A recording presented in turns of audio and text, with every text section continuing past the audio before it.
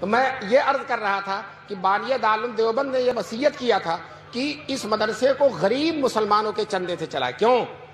مسلمان غریب کبھی نہیں ختم ہوگا، کبھی نہیں ختم ہوگا. جب یہ نہیں ختم ہوگا تو جس مدرسے کو چلائے گا وہ بھی ختم نہیں ہوگا. مجھے ایک واقعہ سنا کر اپنی بات کو ختم کرنے کے قریب لے جانا ہے. پورا ہی نہیں ختم کر دینا ہے، ختم کرنے کے قریب لے جانا ہے. دارالعلوم دیوبند میں شیخ الحدیث تھے حضرت مولانا حسین احمد مدنی رحمۃ اللہ علیہ. انگریز ان سے ڈرتا تھا بہت زیادہ. پورے ملک میں جا کر انگریزوں کو للکار، ڈرتے نہیں تھے، شیر کی طرح دہاڑتے تھے. تو انگریزوں نے سوچا ان کو دارالعلوم دیوبند سے نکلوا دیا جائے. اگر یہ دارالعلوم دیوبند سے نکل جائیں گے تو ایک تو دارالعلوم دیوبند کا اسٹیج بہت بڑا اور دوسرے ان کی شخصیت بہت بڑی، دونوں مل کر بڑی طاقت ہو جاتی ہے اور ہمیں نقصان بہت ہوتا. کم سے کم ان کو دارالعلوم سے نکلوا دیا جائے تاکہ ان کی آواز میں وہ زور نہ رہے. کم سے کم دارالعلوم کے شیخ الحدیث تو نہیں رہیں گے. لیکن چونکہ دارالعلوم دیوبند انگریزوں سے ایک پیسہ نہیں لیتا تھا تو انگریز اس پر کوئی آرڈر بھی نہیں دے سکتا تھا. حیدرآباد کے نواب جو انگریزوں کے طرفدار تھے، انگریزوں سے ملے ہوئے تھے، انگریزوں نے حیدرآباد کے نواب کو آمادہ کیا کہ آپ دارالعلوم دیوبند میں چندہ دیتے ہیں، آپ کا اثر و رسوخ ہے، آپ اپنے اثر و رسوخ کو استعمال کر کے مولانا مدنی جو ہمارے سب سے بڑے مخالف ہیں دارالعلوم دیوبند سے ان کو نکلوا دیجیے. یہ حیدرآباد کے نواب سے انگریزوں نے کہا. نواب نے نہ آؤ دیکھا نہ تو اتنا لمبا خط لکھا. اور دارالعلوم دیوبند کے محتمم حکیم الاسلام قاری طیب صاحب رحمۃ اللہ علیہ تھے.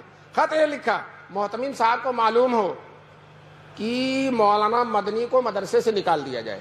اگر ان کو نہیں نکالا جائے گا تو ہم اتنی بڑی رقم جو چندے میں دیتے بند کر دیں گے. حضرت قاری طیب صاحب کو ان بوڑھوں نے دیکھا ہوگا، حکیم الاسلام تھے، بڑی ہی لطافت کی باتیں ان کی زبان سے نکلتی تھیں.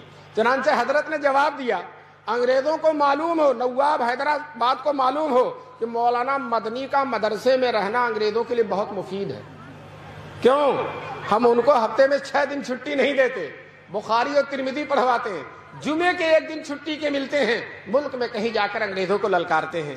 تو اگر ہم نے ان کو مدرسے سے نکال دیا تو ان کا پورا ہفتہ خالی ہو جائے گا.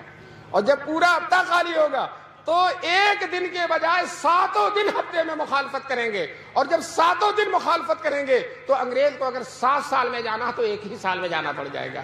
اس لیے انگریزوں کی بھی بھلائی اسی میں ہے کہ شیر کو پنجڑے میں بند رکھا جائے اور مولانا کو مدرسے میں. یہ قاری طیب صاحب نے جواب لکھا. کچھ دنوں کے بعد شیخ الاسلام حضرت مدنی کو معلوم ہوا تو دفتر اہتمام میں تشریف لائے. حضرت قاری طیب صاحب سے کہا، قاری صاحب میرے بارے میں کیا خط آیا اور آپ نے کیا جواب دیا؟ تو قاری صاحب نے کہا، خط حیدرآباد کا خط اور اپنا جواب شیخ مدنی کے سامنے رکھ دیا. حضرت مدنی نے سنجیدگی سے، وقار و تمکنت سے مطالعہ کر کے کہا، محتمم صاحب دوسرا خط لکھیے اور یہ لکھیے کہ نواب صاحب آپ نے دھمکی دی ہے کہ آئندہ چندہ بند کر دیں گے. ہم آپ سے کہتے ہیں کہ اب تک سال سے جتنا چندہ دیا آپ نے، سارے چندے کی فہرست بھیج دیجئے، آپ کی ساری رقم واپس کر دی جائے گی. آئندہ دینا تو دور کی بات ہے، آپ کی ساری رقم واپس کر دی جائے گی. آپ سمجھتے ہیں مدرسہ آپ کے چندے سے چلتا؟ مدرسہ اللہ کی امانت ہے اور اللہ اس کو چلانے والے. علماء نے لکھا ہے کہ حضرت قاری صاحب کا جواب حکیمانہ تھا اور شیخ الاسلام کا جواب مجاہدانہ تھا. میں نے یہ واقعہ ایک جگہ سنایا، وہاں مولانا افضال صاحب جوہر قاسمی جو اسی اطراف کے رہنے والے تھے، جی وہ مجھ سے محبت فرماتے تھے، وہ کھڑے ہو گئے میری تقریر کے بعد اور کہا مولانا نے، وہ موجود تھے، کہا مولانا نے جو واقعہ سنایا وہ ہمارے ہی زمانے میں پیش آیا تھا، جب وہاں ہم پڑھتے تھے اسی زمانے میں پیش آیا تھا. دوستو دیکھیے اللہ تعالیٰ نے انہی کے ایک مخصوص شاگرد سے تائید کرا دی.